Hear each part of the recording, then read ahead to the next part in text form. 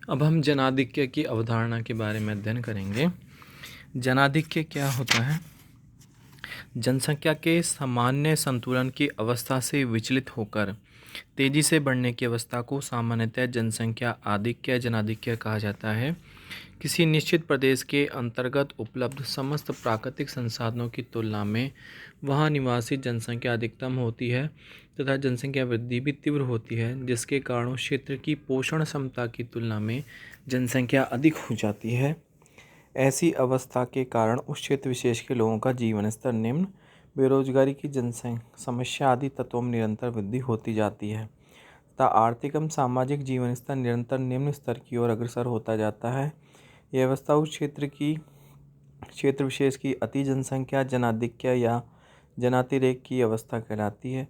जनाधिक्य के कारण भूमि एवं प्राकृतिक संसाधनों का निरंतर जनसंख्या का दबाव बढ़ता जाता है। निर्धनता, बेरोजगारी, निम्न जीवन स्तर, प्रति व्यक्ति आय में गिरावट, स्वास्थ्य संबंधी सुविधाओं में कमी इसके प्रमुख लक्षण हैं। जनाधिक्य का प्रमुख कारण तो उस क्षेत्र में जनसंख्या में तीव्र वृद्धि को ही माना जाता है, लेकिन कभी कभी संसाधनों का अभाव, श्रम की मांग में कमी, मुद्रास्फीति में तीव्र वृद्धि आदि कारणों से भी जनसंख्या संतुलन में जनाधिक्य की स्थिति आ जाती है। जनाधिक्य के कारण उपलब्ध भौतिक संसाधनों का उपयोग भी आवश्यकतानुसार उचित रूप से नहीं हो पाता है, क्योंकि जनसंख्या वृद्धि की तुलना में संसाधनों की मात्रा में वृद्धि नहीं हो पाती है। आइए जनसंख्या वृद्धि एवं संसाधनों के आपसी संबंधों के आधार पर जनाधिक्य को दो भागों में बांटा गया देखते हैं। पूर्ण जनाधिक्य एवं सापेक्ष जनाधिक्य। पूर्ण जनाधिक्य क्या होता है? विकसित एवं ज्ञात तकनीकी के अनुसार किसी क्षेत्र विशेष में उपलब्ध संसाधनों का उपयोग अधिकतम एवं उच्चतम स्तर तक हो जाता है तथा उससे आगे आर्थिक विकास की गति लगभग अवरुद्ध हो जाती है, लेकिन विकास की गति के विपरीत जनसंख्या के बढ़ने की गति निरंतर जारी रहती है, जिसके कारण प्रति व्यक्ति संसाधनों की प्राप्ति में गिरावट आने से प्रति व्यक्ति आय गिरने लगती है तथा जीवन स्तर निम्नतम होता जाता है। ऐसी जनसंख्या की अवस्था को पूर्ण जनाधिक्य कहा जाता है। क्लार्क महोदय ने कहा है कि निरपेक्ष जनाधिक्य जनसंख्या वृद्धि की वह अवस्था है जिसमें संसाधनों के चरम विकास के बावजूद भी जीवन के रहन सहन का स्तर निम्न रहता है। वर्तमान समय में ऐसी दशा ग्रेट ब्रिटेन,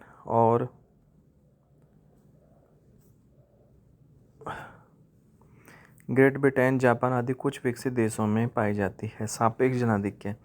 जब किसी क्षेत्र विशेष में निवासित कुल जनसंख्या के भरण पोषण के लिए वहाँ उत्पादित सभी वस्तुएं अपर्याप्त एवं कम होती हैं, ऐसी स्थिति सापेक्ष जनाधिक्य कहलाती है। सापेक्ष जनाधिक्य की स्थिति में क्षेत्र विशेष में उपलब्ध संपूर्ण संसाधनों का विदोहन तकनीकी सुविधाओं की कमी के कारण नहीं हो पाता है, लेकिन भविष्य में प्रौद्योगिकी के विकसित होने पर संसाधनों के उपयोग एवं उत्पादन वृद्धि की संभावनाएं कायम रहती हैं, जिसके कारण जनाधिक्य की स्थिति भी संतुलित होने की पूर्ण संभावना विद्यमान रहती है। प्रोफेसर क्लार्क महोदय ने कहा कि सापेक्ष जनसंख्या आधिक्य संसाधनों में संतुलन की वह स्थिति है जिसमें उत्पादन का वर्तमान स्तर जनसंख्या के लिए अपर्याप्त होता है। जनसंख्या स्तर को बढ़ाकर इस स्थिति से निजात पाया जा सकता है।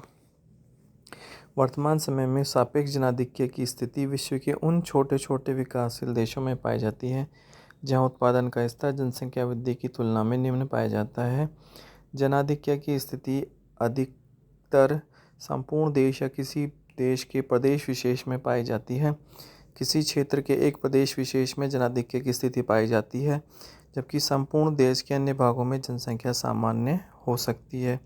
उदाहरण के लिए भारत के उत्तरी मैदानी भाग में, चीन के पूर्वी भाग में तथा इंडोनेशिया के जावा द्वीप में जनाधिक्य की स्थिति है, जबकि अन्य भागों में जनसंख्या वितरण सामान्य पाया जाता है।